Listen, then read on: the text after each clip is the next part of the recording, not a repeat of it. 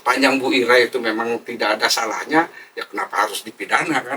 Tidak juga berarti ini sama persis sebangun dengan kasusnya Tom Lembong. Kita ingatkan bahwa dalam hukum pidana kan yang dicari bukan kwitansi sebetulnya kan gitu. Bukan kwitansi, bukan barang-barang bukti yang sifatnya formal.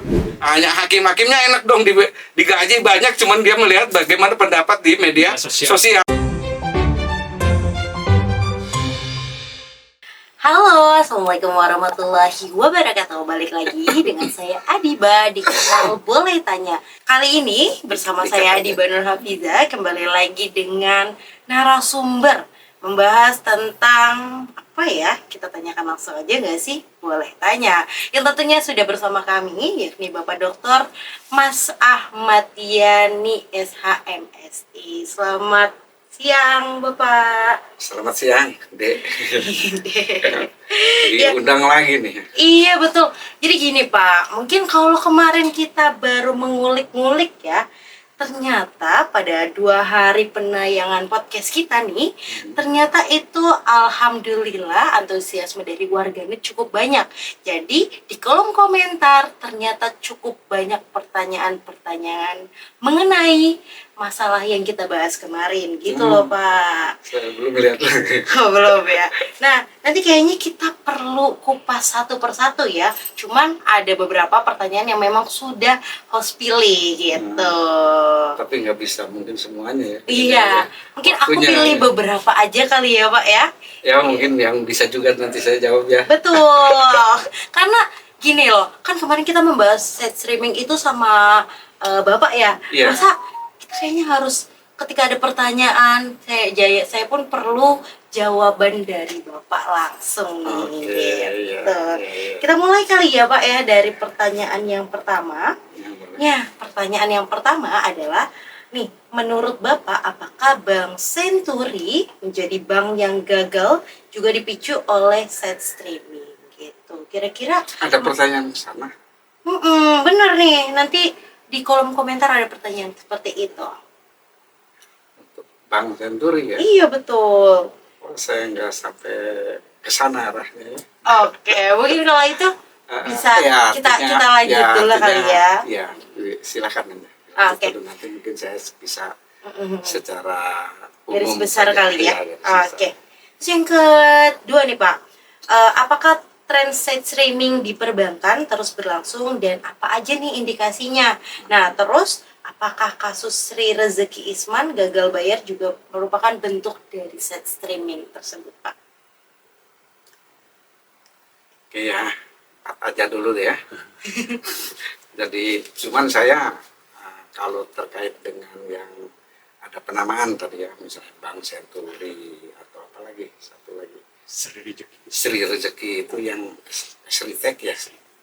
Ya, saya kan bukan tidak tahu persis apa namanya kasusnya persis ya, tetapi saya ingin melihat misalnya dari aspek-aspek kemungkinan karena memang saya streaming itu studi saya untuk penyalahgunaan, penyimpangan, penggunaan kredit gitu kan. Mungkin kalau ini terkait dengan kredit perbankan ya pasti di sana sininya, walaupun saya tidak memastikan, tetapi indikatornya kemungkinan besar lah ya. Bahwa karena saya belum, nanti mungkin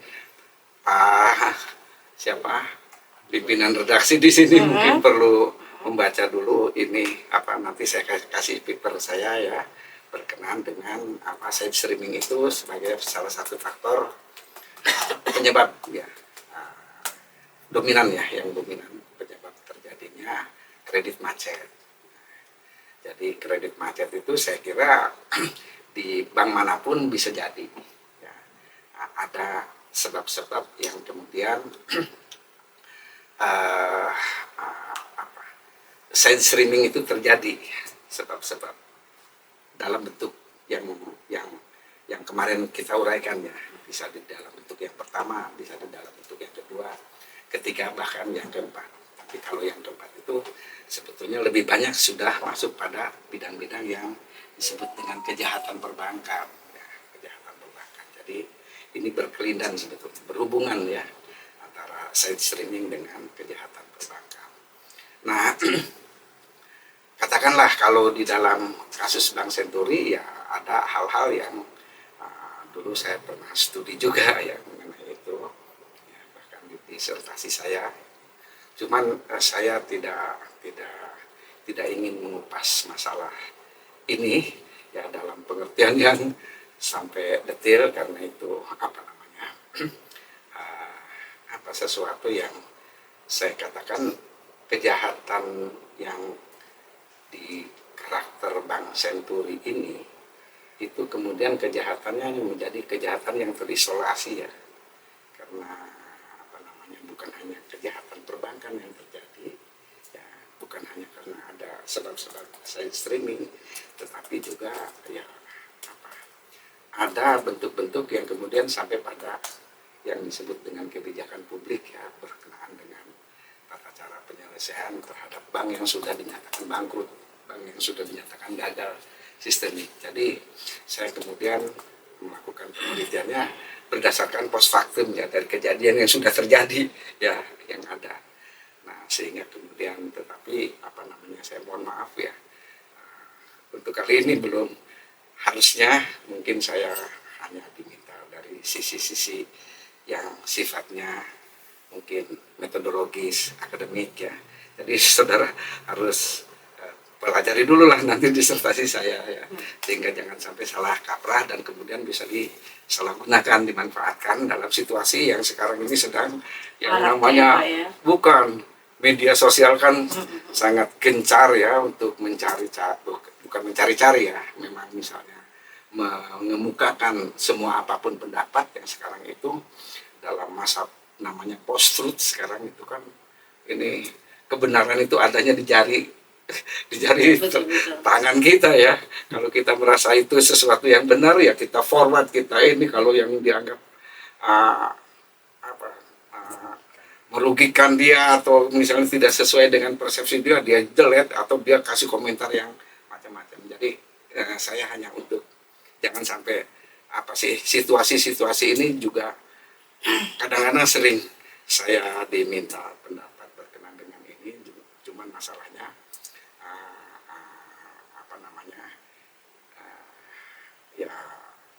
kalau di publisitas semacam seperti podcast sekarang ini bisa jadi takut nanti akan jadi bumerang ya, jadi bukan malah kemudian bisa katakanlah ini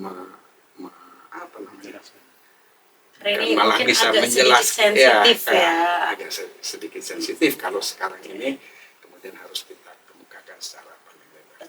Kecuali saudara terkait dengan metodologi, dengan penelitian dan ini mungkin kita akan bisa menjelaskannya dari sisi itu. Nah, saya kira itu aja ya untuk yang bagaimana side streaming kemudian misalnya dikaitkan dengan kasus Bank Senturi atau kasus Sritek gitu kan. Kita kalau yang seperti itu kami sudah terbiasa di kalangan hukum itu ya, harus kita melihat fakta-fakta dulu ya. Terus kemudian apakah kita juga memiliki kewenangan untuk misalnya menjelaskan semacam ini. Kalau sekedar opini ya bisa-bisa saja ya. Cuman ini karena sifatnya publisistis ya, dipublikasikan, dan ini ya saya tidak menduga juga ada pertanyaan-pertanyaan semacam ini ya. Jadi ini terima kasih ya, terima kasih sebetulnya saya ucapkan kepada halayak ya, warganet Pak, warganet ya, yang menayangkan ulang hasil kemarin ya, iya, betul. hasil diskusi kita kemarin ya, episode kemarin itu. Terima kasih yang katanya udah berapa, baru dalam 2 hari 500 hampir 500 ya, 400. Itu kan mungkin karena mahasiswa saya aja kali kan. Masyarakat kan belum tentu menggemari ya. Itu kan mungkin dari mahasiswa saya atau dari teman-teman saya atau mungkin dari keluarga saya ya. Itu mungkin ya yang saya sendiri nggak belum mau ulang. Bukan, saya hanya memberi pada itu karena saya merasa wah saya nih masuk TV nih, saya bilang gitu. Kira-kira seperti itu. Oke. Oke, Bapak menarik nih tadi pembahasan Bapak mengenai chat streaming. Dan saya juga sebenarnya kemarin tuh agak sedikit mungkin ini pertanyaan dari warganet, tapi juga mewakili pertanyaan pribadi saya nih mengenai OJK, Otoritas Jasa Keuangan. Kira-kira dari OJK itu mengatur gak sih Pak mengenai tata kelolanya dan lain-lain mengenai chat streaming ini? Untuk Ya. membatasi atau apa gitu? Jadi kan kalau OJK memang bertugas antara lain kan untuk melakukan pengawasan ya di bidang operasional perbankan dan kemudian melakukan tindakan-tindakan yang diperlukan ya berkenaan dengan mungkin ketika mungkin terjadi berbagai macam kasus yang ya salah satunya mungkin pasti di bidang yang side streaming itu ya pasti artinya. Cuman saya itu nanti mungkin bisa dijelaskan.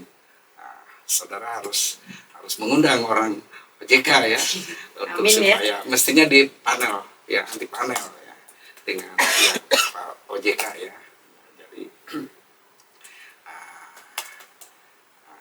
akan lebih ini. Cuman saya ingin memberikan gambaran secara umum saja bahwa OJK pasti salah satu tugasnya adalah untuk mengendalikan agar bank itu kemudian bisa beroperasi sesuai dengan karakter bank ya, sesuai dengan macam banknya ya, ada pembagian bank umum, bank devisa dan macam-macam bank perkreditan rakyat dan lain sebagainya.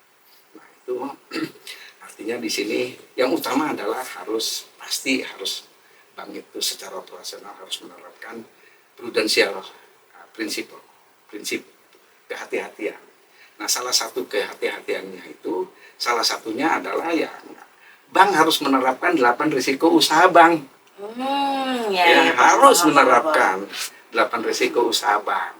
Saya sendiri nggak hafal ya 8 risiko usaha bank, tetapi minggu kemarin juga salah satunya saya sebutkan misalnya bank itu harus mengenali salah satunya risiko-risiko terhadap katakanlah kegiatan kredit yang akan disalurkannya itu harus mampu nggak kreditnya itu nanti bisa dibayar. Terus misalnya terhadap risiko likuiditas, ya, risiko kemampuan untuk dibayar balik. Ya. Jadi usahanya itu harus jangan sampai rugi, ya kan gitu. Usaha bank ini memberikan kredit harus bermanfaat. Salah satunya misalnya kalau bermanfaat ya harus dimanfaatkan, dapat digunakan. Salah satu ukurannya adalah misalnya risiko kredit yang berisiko nggak terhadap likuiditas bank. Nah, likuiditas bank itu antara lain ya didapat dari misalnya selain uang tabungan dan deposito dari masyarakat, juga kan dari kredit-kredit yang dari cicilan-cicilan yang dikembalikan sesuai dengan jangka waktunya. Termasuk juga di situ kan mungkin juga ada jaminan-jaminan yang untuk pelaksanaan kredit itu disalurkan, itu juga harus juga bisa teruji kelayakannya dari sisi likuiditasnya. Jangan sampai jaminan itu kemudian menjadi sulit juga diuangkan gitu kan, ketika misalnya bank menghadapi kondisi-kondisi kritis keuangan gitu. Misalnya ada tagihan yang hari itu misalnya harus dibayar pada nasabah ya kan, jangan sampai bank juga dalam kesehariannya menggunakan namanya call money kan, bank bunganya besar itu satu hari ya, jangan sampai seperti itu. Artinya karena nggak ada misalnya uang yang masuk pada satu hari yang sama gitu kan, dan sampai ada lagi kredit dari kerugian ya kan, dari kerugian ya, artinya di sini juga harus bagaimana antara pengelolaan berkenaan dengan operasional bank, operasional segala macam ya, berkenaan dengan pelaksanaan katakanlah penyaluran kredit, karena memang tugas bank hanya itu ya, menyalurkan kredit atau menampung uang hasil kredit ya yang ada ya, uang dari nasabah yang ada ya kan gitu, untuk dimanfaatkan sebaik-baiknya. Ada lagi yang utama adalah risiko usaha ya yang lain, yaitu yang disebut dengan risiko kredibilitas ya, kepercayaan bank juga kan mengemban sebagai lembaga kepercayaan masyarakat, harus teremban ya, diemban oleh bank supaya kelihatan apa dia memang liquid, solvable gitu kan, ada kemampuan dan kemudian ada sesuatu yang memang sehat ya, gitu antara lain misalnya dari capital adequacy rasionya dan lain sebagainya kalau secara formalnya seperti itu. Yang utama lagi kemudian bank juga harus menerapkan risiko hukum, aturan-aturan. Jangan sampai kemudian menjadi sesuatu yang ketika kredit disalurkan ada masalah dari sisi hukum, misalnya bank gagap juga gitu, tidak mampu misalnya melaksanakan upaya-upaya hukum yang misalnya berkenaan dengan mungkin barang jaminan, ya sisa jaminan dan sebagainya, atau sesuatu yang memang misalnya menjadi bentuk-bentuk yang harus dapat direkondisi, ya, direstrukturisasi, direkapitalisasi dan sebagainya. Itu harus bisa keterjaminan semacam itu. Bentuknya juga harus kemudian mampu juga, misalnya kan bank juga harus mampu memperkirakan sesuatu yang bisnis, katakanlah bisnis yang dikredit, yang diberikan pembiayaannya oleh pihak perbank, bank juga harus mampu melakukan semacam proyeksi berkenaan dengan usaha-usaha bisnis di bidang ini. Jangan sampai misalnya seperti katakanlah seperti tadi dalam pertanyaan, Sritek diberikan pembiayaan Sritek, tapi kemudian pihak bank juga hanya misalnya tahu-tahu udah bangkrut gitu kan, udah masalah. Jangan sampai seperti itu. Bank katakanlah dia harus memiliki yang saya bilang dari minggu kemarin itu itu ya aware. Jadi IO-nya atau pihak bank harus tetap memantau bagaimana usaha yang dilakukan oleh corporate yang memang diberi pembiayaannya melalui bank itu ya. Salah satunya misalnya seperti itu, jangan sampai kelihatan tahu-tahu pihak bank melihat udah bangkrut gitu kan, jangan sampai seperti itu.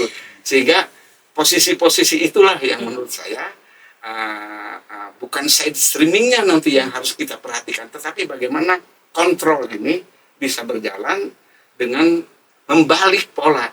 Jangan kemudian kontrol itu dilakukan justru ketika ada kebakaran gitu, baru kita sebelum adanya kebakaran, ya kira-kira seperti itu. Jadi kira-kira sepertilah secara umum pandangan kita untuk bagaimana mencegah dan bagaimana upaya-upaya OJK ya. Di sisi yang lain mungkin resiko reputasi juga ya. Reputasi ini sangat penting ya. Reputasi ini sangat penting, artinya jaga nama baik dari banknya, jaga nama baik dari masing-masing personel yang mengoperate jalannya perbankan itu, jalannya kredit itu, jalannya usaha itu ya. Sehingga kemudian ini menjadi jaminan yang harus diengehkan pada semua pihak, semua komponen yang terlibat dalam proses pembiayaan, dari mulai perencanaan sampai pelaksanaan sampai aspek pengendalian dan kontrolingnya. Saya kira itu ya. Jadi saya secara umum aja ya. Kalau mau dibahas itu harus panel dengan mungkin orang-orang yang satu lagi narasumber. Iya, misalnya apakah yang sedang ngurusin itu ya, pihak-pihak yang punya kompetensi, mungkin saya jadi bisa memberi sesuatu yang mungkin bisa ada manfaatnya. Kalau sekarang ini takut saya nanti disebut gombal, takut nanti disebut ngabab ini ya. Jangan sampai ya kita pakai bahasa yang ini aja ya. Yang ngabab, tahu ya ngabab ya? Enggak lagi. Ngabab itu bahasa Serang, bahasa Sunda Serang ya. Ngabab itu abab itu bibir. Asal ngomong aja, asal cepat. Asbun ya, kalau bahasa sekarang. Ya kita hindarin itulah. Masa betul. boleh tanya tapi kita nanya apa jawabnya? Kita menjawabnya asbun. Asbun ya. Hanya asal ngabab aja ya. Yang penting ngetop gitu kan, nggak boleh Pak. Oke Bapak. Iya. Jadi kalau dari Bapak itu tadi lebih ke peningkatan awareness atau ngehnya itu ya. Iya, saya kira itu ya. Si OJK ini memang dirasa perlu untuk menata ulang nggak ya Pak mengenai kasus side streaming ini untuk pengawasan di dalam side streaming? Saya kira aturan-aturan yang ada ya berkenaan dengan itu, saya cuman lupa itu kalau nggak salah dulu OJK juga ada pengaturannya berkenaan dengan hal-hal yang harus dilakukan oleh pihak perbankannya. Kalau nggak salah peraturan OJK tahun 2016 ya, ada itu. Yang salah satunya ini soal risiko ini. Artinya risiko-risiko yang untuk bisa menjamin likuiditas bank itu, bisa menjamin jangan sampai terjadi ras ya kepada bank itu kan, karena bank itu sebagai lembaga kepercayaan ya. Kalau ras kan terjadi nanti ujung-ujungnya nanti akan ada lagi yang namanya the last resort. Nah, dari upaya akhir ya dari pihak otoritas. Dulu kan OJK masih dalam posisi tupoksinya ada di BI ya, jadi BI sekaligus sebagai pelaku pengawas dan pengendali. Nah sekarang itu jangan sampai terjadilah kasus-kasus yang kemudian harus ada dilikuidasi lagi dengan alasan hanya karena bank gagal berdampak sistemik ya. Jangan sampai lah, kita harus menghindarkan itu ya. Jangan sampai ada kejadian-kejadian semacam itu. Walaupun nanti mungkin bisa saja ya ada, cuman nanti dengan penamaan kebijakan yang bisa macam-macam ya. Betul, karena ada likuiditas, ada BLBI, ada FPJP, fasilitas pendanaan jangka pendek dan lain sebagainya, macam-macam namanya, ada bailout dan lain sebagainya. Ya, jadi itulah jangan ya, itu kan cuman masyarakat jadi bingung aja ya. Kita dari aspek yang informal sosial itu tidak mampu nanti melakukan yang namanya kontrol sosial masyarakat secara informal, bagaimana misalnya dana-dana yang milik masyarakat ini bergulir dan dapat dimanfaatkan secara baik untuk kegiatan ekonomi dan bisnis di tengah masyarakat ya, supaya bermanfaat gitu. Oke, teman-teman, kita lanjut ke pembahasan selanjutnya. Bapak, ini tuh sedang ramai diperbincangkan oleh publik bahwasanya mengenai petisi permohonan dari rakyat kepada Bapak Presiden mengenai Bu Ira. Nah, kira-kira Bapak udah pernah dengar gak nih ini? Atau aku sedikit membahas kali ya? Saya pagi-pagi udah dapat ada WA. Bu Ira katanya udah dapat rehabilitasi. Oh, sudah. Iya, bahkan saya udah kirim ya. Iya. Oh iya, terbarunya sudah dapat rehabilitasinya. Ya, Nah, alhamdulillah. paling aku mau sedikit gambaran mengenai kasus yang Bu Ira tentang petisi itu tuh kira-kira dari Bapak gambarannya seperti apa sih Pak? Oh, ya kan kalau saya melihatnya kemarin kebetulan pagi-pagi ya, saya setting yang kemudian timbul opini karena semua hampir mendukung Bu Ira untuk supaya dibebaskan dari kasus kasus yang tuduhannya korupsi. Saya kan nggak tahu kasusnya seperti apa, bagaimana ininya. Kemudian saya hanya mendengar misalnya dari berbagai ungkapan ya, yang orang-orang yang menyuarakan, tokoh-tokoh ya, bahkan ada Pak Din Samsudin di situ kan, ada Renal Kasali ya, bahwa itu adalah bisnis biasa ya, bisnis biasa artinya akuisisi dan lain sebagainya. Nah, saya agak berbeda pendapat kemarin ya, bukan berbeda pendapat dalam pengertian tidak mendukung Bu Ira. Sepanjang Bu Ira itu memang tidak ada salahnya, ya kenapa harus dipidana kan gitu. Tetapi kan masalahnya ini kalau melihat dari sisi korporasi ya, dari tentang korporasi, ya Bu Ira kan memang yang otoritas ya, yang memiliki tanggung jawab sebagai satu korporasi. Dia bertindak untuk dan atas nama. Yang dipermasalahkannya juga kan soal-soal yang sebetulnya kalau pidana kan buktinya adalah bukti yang dicari adalah bukti material, bukan bukti formal. Yang dipermasalahkan para tokoh untuk membebaskan itu, katakanlah untuk menyuarakan yang itu sebetulnya hak-hak kita ya, hak-hak sebagai warga negara untuk melihat ini mana sih kasus yang layak dijadikan tersangka atau tertuduh dan lain sebagainya. Kita nggak tahu, nggak kenal sama Ibu Ira, nggak tahu sama ASDP dan sebagainya. Cuman saya melihat, wah kalau seperti ini, nah, kemarin saya kalau tidak salah menulis di salah satu WA yang saya ikuti di grup, yaitu ya bisa jadi Bu Ira mungkin tidak memiliki atau tidak mempunyai kepentingan apa-apa ya, tidak memperoleh manfaat apa-apa Katakanlah itu sebagai salah satu indikasi korupsi. Korupsi adalah misalnya untuk memperkaya diri, ya kan, memperkaya dirinya, ya kan. Nah, tetapi dalam satu undang-undang saya lihat juga bisa juga Bu Iranya nggak dapat, ya kan, nggak memperoleh apa-apa, tetapi orang lain kan dapat misalnya memperoleh keuntungan dan sebagainya. Ya kan, karena di sini mungkin bisa saja bahwa artinya sebagai penanggung jawab Bu Ira, sebagai penanggung jawab otoritas ya, sebagai pelaksana di corporate itu, sebagai penanggung jawab ya, dia kemudian menyetujui itu mungkin hanya sekedar melihat visi-visi dari plan bisnis dan sebagainya. Yang kita tahu mungkin plan bisnis itu bisa jadi, tapi ini kan dugaan saya aja, analisis hanya didasarkan pada kita juga banyak bacaan ya berkenaan dengan akuisisi salah satunya, misalnya merger itu kadang-kadang juga dimanfaatkan untuk tujuan-tujuan orang mencari untung juga gitu kan. Ya, tapi kan bisa jadi yang dimanfaatkan orang lain, ya kan, yang dapat untungnya orang lain juga kan gitu. Nah ini bisa jadi putusan seperti itu ya, putusannya. Jadi kita dalam hal ini kan kita melihatnya dari post factum lagi kan, bukan sesuatu yang saya ikuti. Jadi kita kalau melihat dari sisi ini, saya pikir ya bisa saja kita aparat penegak hukum, karena ini udah masuk ke pengadilan ya harus diputus ya, walaupun kemarin katanya ada beda pendapat. Iya, dissenting ya, opinion dari hakim ketuanya ya, ketua majelisnya, yang menyatakan memang misalnya indikasi untuk menguntungkan dirinya sendiri itu tidak.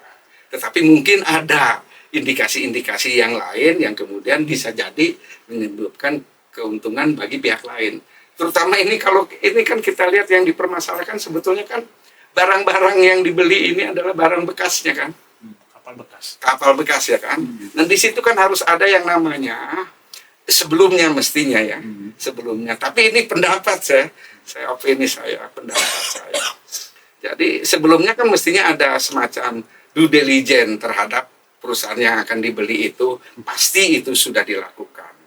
Ya, due diligence, penilaian, mengapresiasi ya dari barang-barang yang tadinya bekas itu. Ini kan kalau di dalam hukum perdata namanya ada variaringnya, ada umur waktu, ada jangka waktu, ada kadaluarsa dan sebagainya. Nah, barang-barang bekas itu kan harus dikaitkan dengan bagaimana mekanisme amortisasinya, bagaimana mekanisme penyusutan barang itu ya.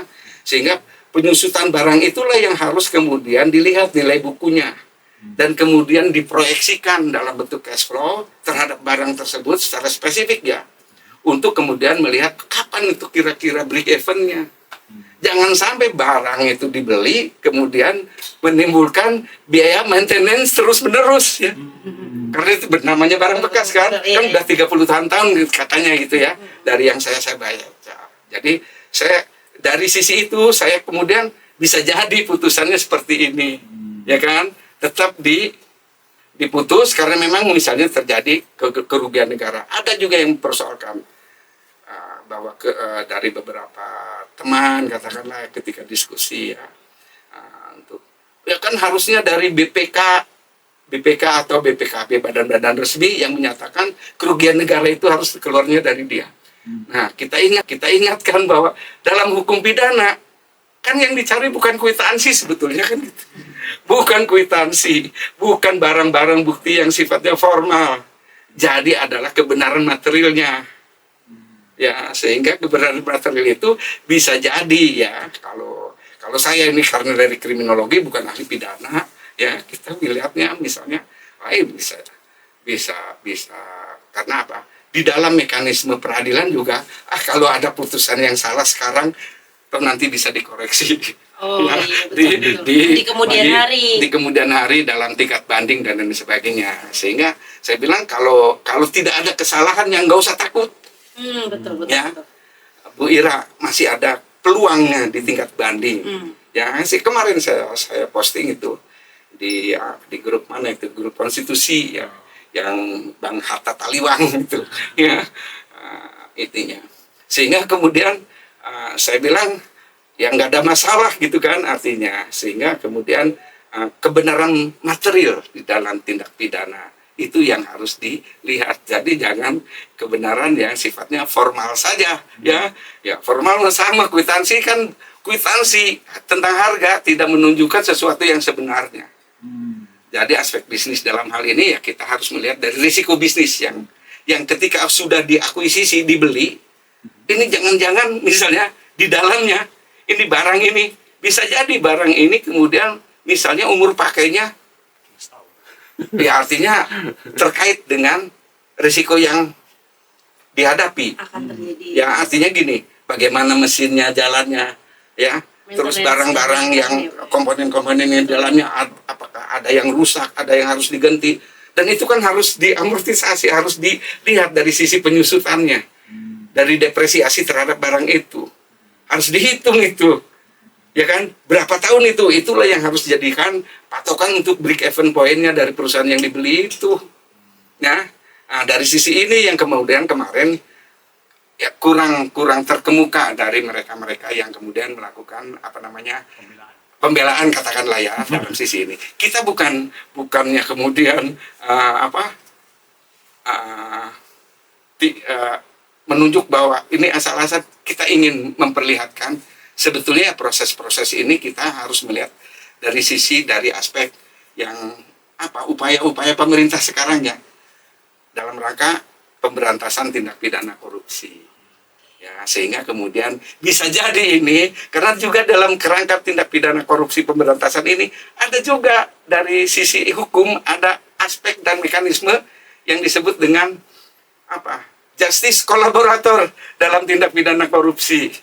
Ya, yang ini orang-orang yang kemudian bisa bekerja sama untuk mengemukakan katakanlah hal yang sebenarnya dari pelaku, saksi yang menjadi pelaku gitu kan, bisa jadi ini bisa memperlihatkan, mungkin memberikan informasi dan kerjasama yang baik dengan pihak aparat penegak hukum supaya kemudian ini betul-betul kasus-kasus yang semacam ini menjadi jelas, menjadi terang, ya. Artinya kalau dari aspek plan bisnisnya menjadi bagus, ya kenapa tidak kan gitu. Tapi kalau memang terjadi ada misalnya sesuatu yang, ya katakanlah misalnya bentuk-bentuk kecurangan di belakangnya juga bisa ditelusuri lebih lanjut.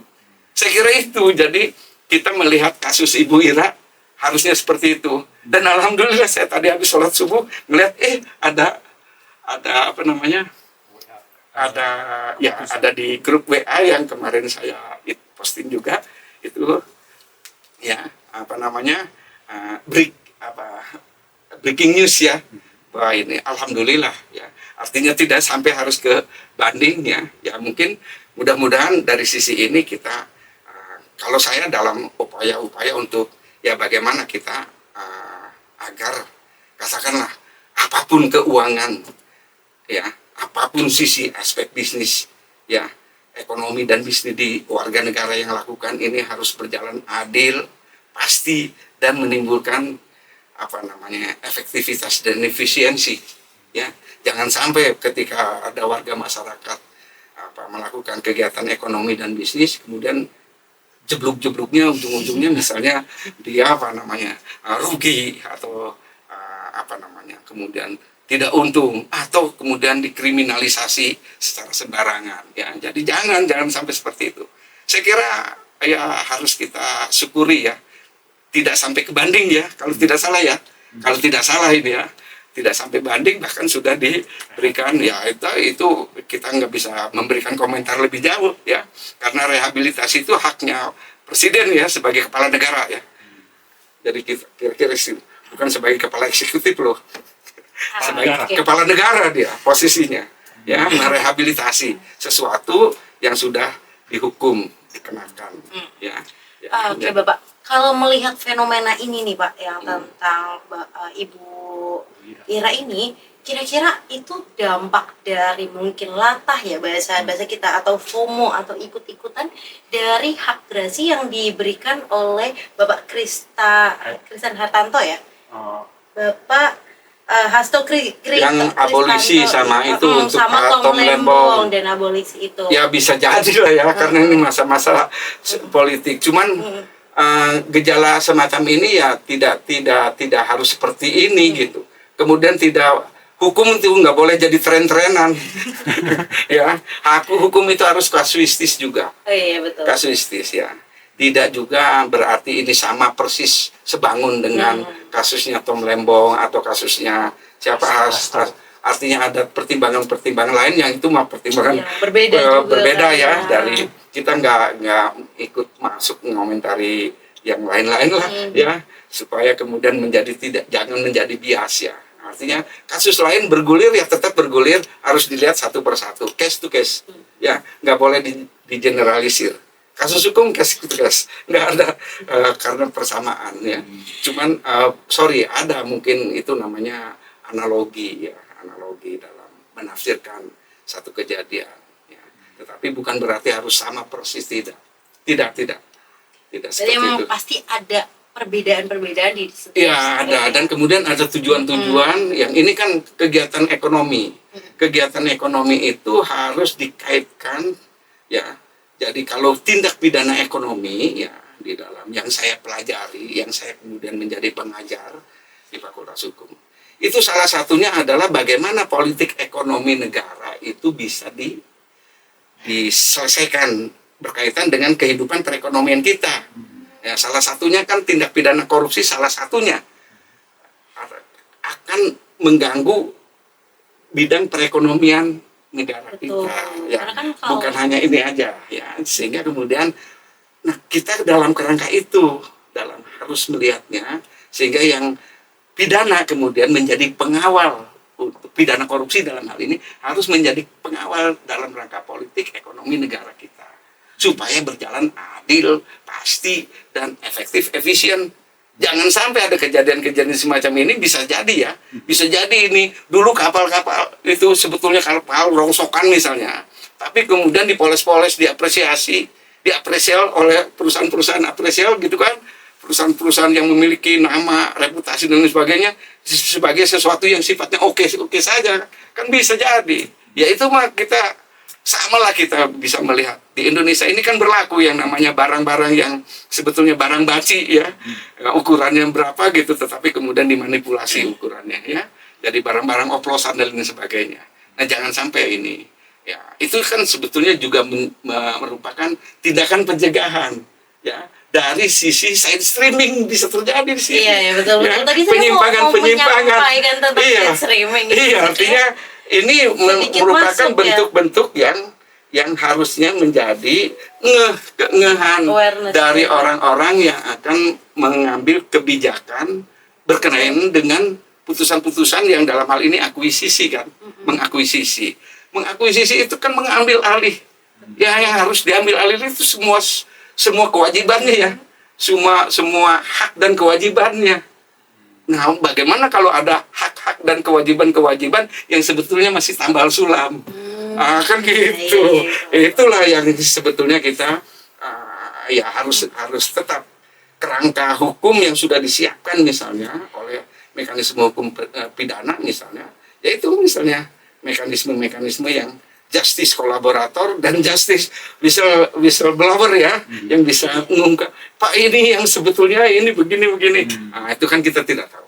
Jadi bisa ibarat kata kita bisa pastikan bahwa itu bukan hanya putusan yang sifatnya FOMO, karena kan kalau kita masyarakat awam kan kitanya itu tipikor nih, ntar nanti gitu. Semua orang nanti bisa tinggal ngomong salah satu tokoh yang kuat untuk ngomong ini, nggak bisa. Nanti peradilan kita rusak nanti. Betul. Iya, bisa mengarah. Iya, artinya kita kan makanya juga kemudian di media sosial juga harus, ketika ada satu kasus bergulir, jangan kemudian kita juga melakukan peradilan by press ya namanya. Apa namanya? Iya, artinya trial by press ya. Jadi kita juga mengadili sesuatu yang seolah-olah menjadi sesuatu yang kita bertindak seperti hakim, pengacara dan sebagainya di situ, jaksa dan sebagainya ya, di dunia pers ini atau di dunia media sosial.